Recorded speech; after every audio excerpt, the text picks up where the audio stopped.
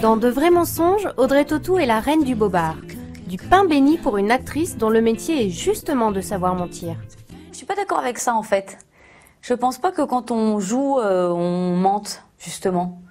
Je crois que jouer, c'est être sincère.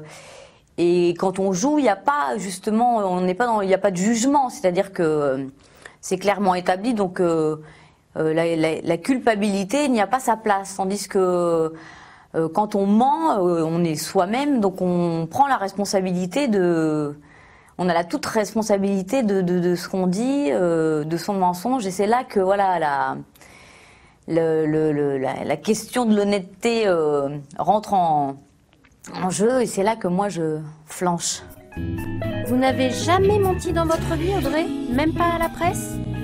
Si, j'ai menti une fois en interview, lors de ma première interview, où j'avais dit, je ne sais pas pourquoi, ah si, parce qu'on m'avait dit que t'as 20 ans, alors je devais avoir 21 ans, et j'avais dit que j'avais 20 ans, et j'étais tellement traumatisée, alors c'est vraiment ridicule, hein, mais traumatisée par ce mensonge que je rougissais à chaque fois qu'on me demandait mon âge, que la personne qui m'avait interviewé, qui est devenue un copain, dès qu'il était question de mon anniversaire, je faisais la taupe, je me cachais pour non, voilà, ça a été, ouais. Non, je suis vraiment, franchement, je me débrouille.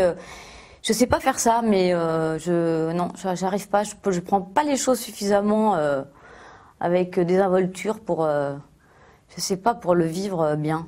Si la célèbre interprète d'Amélie Poulain ne dit que la vérité, les journaux, eux, n'ont pas cette vertu. D'ailleurs, Audrey, quelle est la plus grosse bêtise qu'on ait dite ou écrite sur vous? Il y en a tellement. Il y a tellement de mensonges, il y a tellement d'inexactitudes.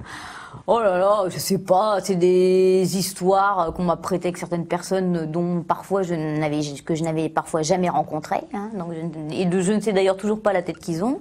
Donc ça, il y a eu ça. Ou sinon, c'est des choses qu'on me dise, enfin qu'on me prête à avoir dit ou j'ai jamais prononcé, des choses comme ça. Mais bon, c'est un petit peu le lot de chacun. Hein. C'est aussi pour ça d'ailleurs que je lis plus les interviews que je donne, parce que sinon, c'est souvent assez désespérant.